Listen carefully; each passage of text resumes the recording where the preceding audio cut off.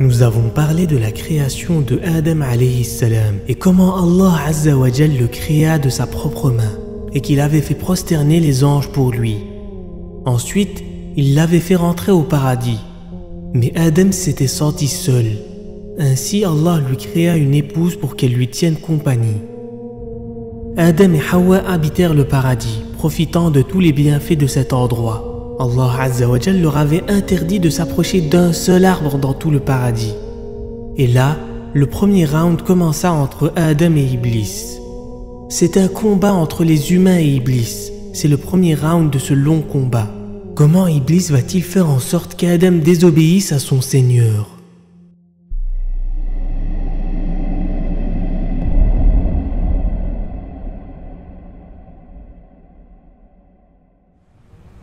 En réalité, Iblis ne lui a pas directement dit de manger de cet arbre. Non, car Iblis est malin et fourbe. Il chercha plutôt à exploiter les faiblesses d'Adam.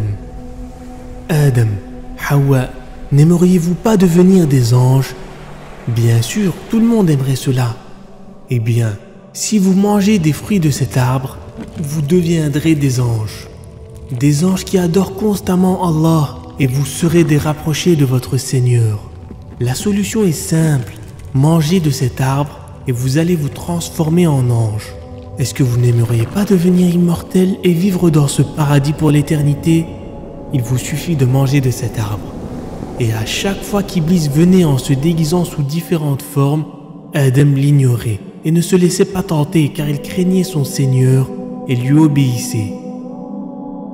Les années défilèrent et jamais Adam et Hawa ne s'approchèrent de cet arbre.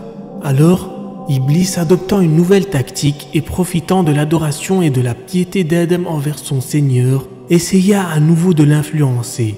Iblis commença par jurer par le nom d'Allah. « Je vous jure que je suis sincère dans ce que je vous dis, par Allah qui est le seul Dieu qui existe. Si vous mangiez de cet arbre, vous seriez des immortels. » Et c'est à ce moment-là qu'Adam crut naïvement à ce qu'Iblis disait. Adam oublia le pacte qui le liait à son Seigneur. Adam crut la parole d'Iblis, car il avait juré au nom d'Allah.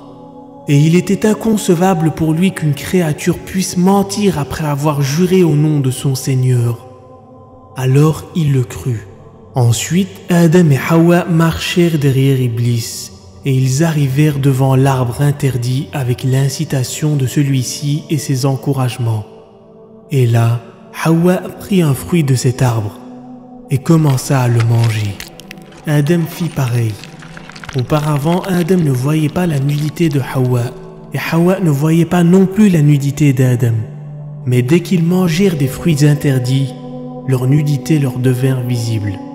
Vu que l'homme est pudique par nature, lorsque Adam alayhi salam a vu la nudité de Hawa, il s'est éloigné d'elle. Et Hawa a fait de même, car la bienséance fait partie de la nature humaine. Chacun fuyait à l'autre, il cherchait des feuilles des arbres pour se couvrir. Adam fuit à toute allure. Les branches des arbres s'accrochaient à lui et le griffaient, et lui essayait de s'en débarrasser. Et là, son Seigneur l'appela. « Ô Adam, est-ce que tu me fuis ?» Adam répondit à son Seigneur. « Non, ô Seigneur, non, ô Seigneur, mais j'ai honte de moi devant toi. » Adam et Hawa éclatèrent en sanglots. Tous les deux avaient de profonds regrets. Et Adam disait au fond de lui, « Gloire à Dieu, comment j'ai pu oublier, comment j'ai pu tomber dans le péché ?» Ils pleurèrent tout en invoquant Allah Azza wa Jal. Les larmes d'Adam coulaient à flots et une grande détresse l'envahit. Comment ai-je pu t'oublier? Comment ai-je pu t'être trompé? Comment ai-je pu négliger le fait qu'Iblis soit mon ennemi? Comment ai-je pu manger un fruit de l'arbre interdit? Et il continua à s'apitoyer sur lui-même.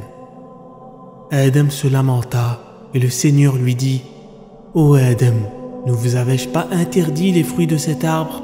Ô Hawa, ne vous avais-je pas averti d'Iblis? » Ainsi, l'ange Jibril alayhi salam vint vers Adam et lui enleva la couronne. L'ange Mikaïl vint pour enlever la gerbe sur le front d'Adam alayhi salam. Adam pensa que la punition serait immédiate, mais la miséricorde de Dieu était très proche des bienfaisants. Au lieu de les punir en les envoyant en enfer, Allah fit descendre Adam sur terre avec Hawa et Iblis. Et là, l'animosité et l'hostilité commença entre les deux parties. Et donc, c'est sur la terre que le combat continuera et se prolongera jusqu'au jour de la résurrection.